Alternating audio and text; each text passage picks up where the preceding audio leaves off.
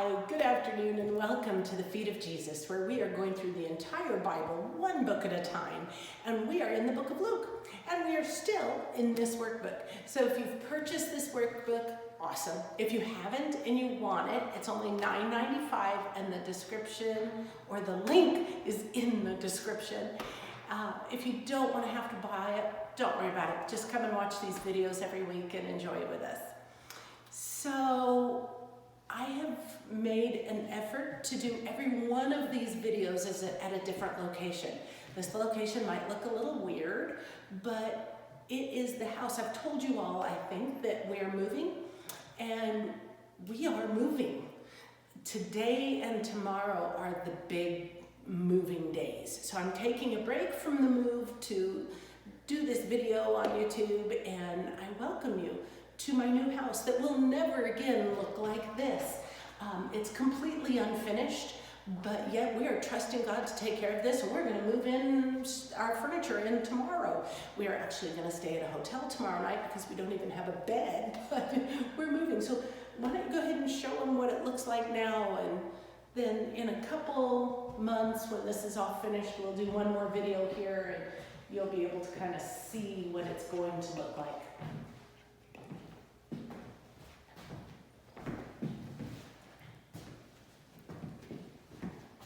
So, we are in the book of Luke in chapter 12.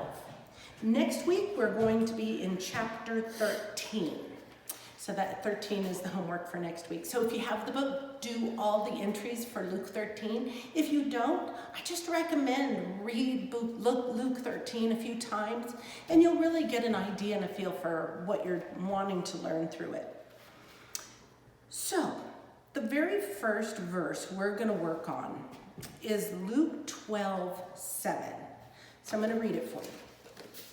Indeed, the hairs on your head are all counted.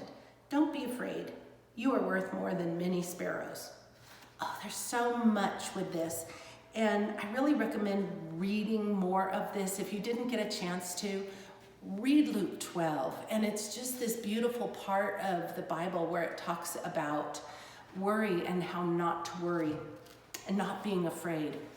You know, at church this morning, our pastor was in the book of Esther, and he was talking about Esther and what that book of the Bible means. And I want to relay some of his words. So giving credit to where credit is due. These are the words of Luke McKinnon talking about this amazing lady who was very much like the rest of us. There was really nothing special about her when she became queen, actually. And then I'm going to boil the book down. If you've never read Esther, it reads like a novel. I really recommend getting your Bible open and reading this really short book of the Bible.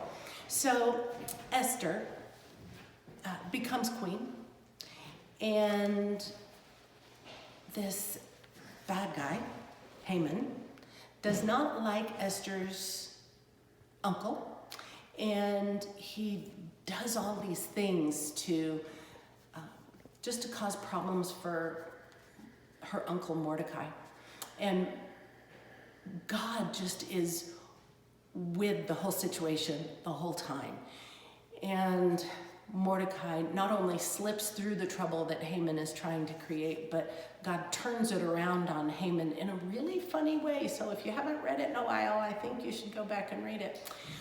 But eventually, Haman does something that really could cause irreparable harm to the whole situation. Mordecai has the king sign an edict that says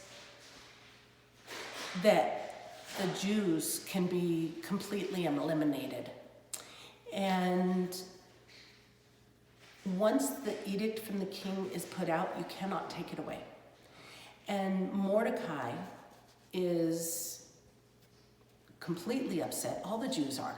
You know, they're about to get eliminated from the face of the earth. And so he goes to Queen Esther and says, you need to go talk to the king. And she said, but don't you know? Which he did. It says everyone knows, which includes Mordecai. Everyone knows that if you go to the king without being summoned, that's the death penalty, unless he puts out his scepter. I could die. And Mordecai says, don't you know? If you don't do this, you're gonna die anyway. You are a Jew. This is not going, this is going to affect you. And you know what? You can choose to be part of this, and you can choose to be part of God's awesome plan. But if you don't, God will raise up someone else and some other situation to fix this situation. He will rise someone up to be part of his plan to protect his people. So do you want to be part of the plan? And then that verse that we've all heard before, that how do you know that perhaps this is the reason you were put in this whole situation for such a time as this? So she does go to the king. He does put out his scepter. Everything gets turned around. Haman gets hung. It's really an amazing book of the entire Bible, which at some point we will do on these YouTube videos. But it really talks about getting out of our comfort zone and not being afraid. I'm guilty of it. I bet you my cameraman is guilty of it. Maybe that you're guilty of being afraid here and there. Yes. Yep. Are you guilty of it? When was the last time that God put on your heart to talk to your neighbor about Christ? And you were a little bit afraid to look silly or to offend someone or to maybe even ruin a friendship. I know women all over the world, and they are Christians all over the world, and there are still people that can be killed for sharing their faith. Yet they do it on a daily basis, and that blows me away. So you know what? You know what God's calling you to do? God is calling us all to not be afraid. So the verse, it says, indeed, the hairs on your head are all counted. Don't be afraid. Folks, we were created to get out of our comfort zone. We were created to have a relationship with Jesus Christ and make a difference on this earth. Through him, through his will, through obeying his will. All we have to do is step into the unknown. We have to step into what we don't know. We have to be willing when you get that feeling in your heart that God is calling you to talk to that person in the grocery store line, or to talk to your neighbor, or to invite a family member to church. If it's uncomfortable, that's probably good. We're supposed to not be in our comfort zone. Luke, my pastor this morning, said that if we are a Christian and we are comfortable, then we're doing something wrong. We need to keep pushing ourselves. We need to get out there. We need to not be afraid, because like this verse says, if he knows every hair on our head, he knew Esther. He put Esther in that place at that time to save the Jewish people. You and I are here today as Christian believers in grace by faith in Jesus Christ, because Esther had the courage to step out and go to the king without being called and to risk her life. So you know what? Most likely, God isn't calling for any of us to die for our faith today. But what is he calling you to? Today, he's calling me to do this video. What is he calling you to do? Is he calling you to be friendly to someone? Is he calling you to to someone you normally wouldn't talk to? Is he calling you to reach out to someone you've been estranged from? Is he calling you to forgive someone that you need to forgive? Keep in mind this week that if you're comfortable, something's wrong. So let's all not be comfortable this week. And I always give you something to comment. And I have one friend who is very, very, very faithful, who always comments. I would love if I had 2 or 3 people who were faithful this week and commented. But comment what you did that was uncomfortable this week. I'd love to hear it. Put it on your heart. Allow God to talk to your heart and do something uncomfortable. So, next verse. So, the next verse is Luke 12:33. Sell your possessions and give to the poor. Make money bags for yourselves that won't grow old, an inexhaustible treasure in heaven, where no thief comes near and no moth destroys. You know, my treasures, inexhaustible treasure in heaven. You know, I think the closest thing, and this is just Heather speaking, I think the closest emotion to that of being in heaven is pure joy. Pure, unadulterated, complete, filling up to exploding joy. And you know what? We have that kind of exploding joy. We have that at our fingertips, right here, right now. If you are a child of God, He has already given you all the fruit of the Spirit. Love, joy, peace. I'm going to not remember some. Comment in the comments which ones I forget. But love, joy, peace, kindness, faithfulness, gentleness, self-control. I'm forgetting one. But anyway, that's the fruit of the Spirit. You know what? It's not the fruits of the Spirit. It's the fruit of the Spirit. It's one fruit with lots of different characteristics. I always looked at that verse and kind of thought, oh, well, you know, when I'm hungry for an apple, I'll take an apple. Oh, but today I'm hungry for a peach, so I'm going to grab a peach. No. I've learned that that's a wrong way of looking at that verse. Joy is one characteristic of the fruit of the Spirit. So when I need joy, I have it in abundance, in full measure, whenever and wherever I need it.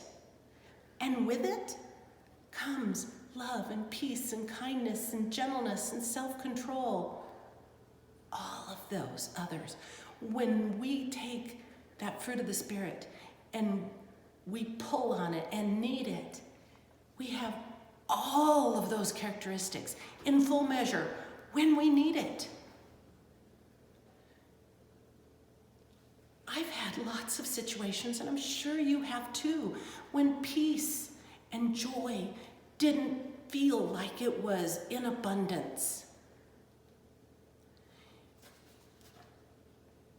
All I have to say to you is peace is there.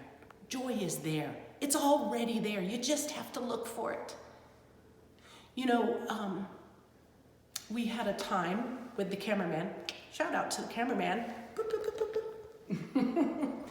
We had a time with the cameraman last June, so about 15 months ago, where that cameraman was cooking and he poured boiling hot oil all the way down his leg. And it was terrifying. He was scared. He was in immense pain. And I didn't know what to do. All I remember is when you have a burn from the oven or something, you put it under cold water. So he runs into the shower. And in that time, I'm calling a nurse friend and I can't get a hold of them. Call another nurse friend, can't get a hold of them. Finally call another nurse friend. She answers. I'm like, Colin, get over here. And Colin lifts up his leg and she says, go to urgent care. So we go to urgent care and we get to urgent care and they come back and they say, they say it very calmly. You know, when they speak calmly, it's a scary thing, right? But they said, we're calling an ambulance because your son needs to go to the burn unit at the trauma hospital in town. So I'm like, okay, so right then and there, we start looking for the joy moments in the day. We found so many. Colin, I'm going to ask you to speak behind the camera if you can remember some, but we were talking about, praise the Lord, that it didn't go anywhere else. It went down the side of his leg. It could have gone somewhere else that would have been a little more painful. You're laughing. What are you remembering? It's kind of morbid, but I was actually remembering an ambulance ride where the lights were on and lights and sirens and stuff. Yeah. So that was kind of cool. He liked the lights and sirens. Normally I don't remember my ambulance rides. You remembered that one. I remember that we talked about how awesome it was that our pastor dropped everything and came to the hospital and prayed with us. I remember it also showed Madison like the compassion of the church that we all Yes, have. His girlfriend got to see the true compassion that is involved in our church. We had a male nurse. A male nurse is a good thing in situations like this. And we had a male nurse that helped take care of everything and just talked to Colin man to man, and it was awesome. We had a waiting room full of people that were just sitting there that didn't ask even to come back to our hospital room. People who knew they wouldn't get there, but they were in the hospital waiting room, just sitting there praying for us. Kept on asking for people to come back, like, okay, who's there? Who's next? Yeah, it was an amazing situation. When we got home that night, we kind of did a recap of, it had been like 6 or 7 hours. We did a recap of those hours, and we were floored. We were so full of joy. We couldn't go to sleep. We were energized and we were motivated and we were ready to go and raring to go. And we were filled with the Holy Spirit, knowing that Jesus was all over that situation. So folks, if I had to say that Colin was full of happiness that day, we'd both be lying. Nor was I. But we both were full of joy. So joy is there. It comes from, it is a fruit of the Spirit. It is built upon our Father in heaven, and He takes care of us. So, reviewing our verse, sell your possessions and give to the poor. Make money bags for yourselves that won't grow old, an inexhaustible treasure in heaven where no thief can come near and no moth destroys. No moth is ever going to destroy your joy. And so look for the joy in the day. Joy is different than happiness. It can be the same, but it can be different. Look for the times for peace, knowing that God is with you, that He's right here. That's when you'll experience joy. Last verse. Hypocrites, you know how to interpret the appearance of the earth and the sky, but why don't you know how to interpret this present time? Okay, he's obviously talking to the Pharisees. This is Jesus talking to the Pharisees in this verse. And, you know, we know so much up here, don't we? We know we are loved. We know how the earth works. We know about so many things. But you know what? Knowledge is good. It's a gift from God. But you know what we do have that we need to lock onto is wisdom. That's what those Pharisees were missing that day. They had all sorts of knowledge about how the earth works. They had knowledge of the scriptures, the Old Testament. But did they have wisdom? Those men knew so much. They knew those scriptures. That was their job all day, every day, was to talk about the scriptures, the Old Testament, to learn them, to memorize them. They had learned them and they had memorized them and they had done everything they needed to do. But the Messiah, the King of the earth that brings salvation to all, the hero that they had been waiting for, was right in front of them. And they had been so singularly focused on what they thought Jesus was supposed to look like that they missed him. I'm not sure if there's anything that is more heartbreaking than that. They had spent generation after generation after generation learning the scriptures and waiting for the Messiah. And then the Messiah was right there. The Messiah was telling them, I'm him. This is me. And they weren't looking and they didn't see. So, look for Jesus in your day. Bringing the last verse that we studied together, when you find Jesus in your day, I will guarantee you will find joy in your day. This week, let's have fun with this. Please comment your joy moments. Comment the moments where you see God because you've stepped out into your uncomfortable zone. You know, we talk about our comfort zone. Well, step out of it this week. In that place, you will find Jesus and you will find joy. This is one of those awesome weeks that all three verses go so hand in hand. I am so excited about what I'm going to do this week through these verses. And I ask you, I plead with you, do the same. Step out of your comfort zone. Find Jesus in that uncomfortable zone. And at the same time, you will find joy. Immeasurable, complete, exploding out of the top of your head joy. So, friends, we have Luke 13 next week. And I have this house to move into. So, every week I tell you, I ask you, by the way, we have 36 subscribers. Woohoo! Please share this with your friends. I'd love some more. I'd love some people to like the video, to please subscribe to the video. Please comment. You're going to comment your uncomfortable zone, where you saw Jesus and your joy, right? And then once you do that, you know this is going to be easy. It's what I end with every week. This is going to be easy. When you go out of your comfort zone and find Jesus and find joy, it's going to be easy to wrap up your worries and put them at the feet of Jesus. And you know why? Because as always, God's got this. Love you, friends.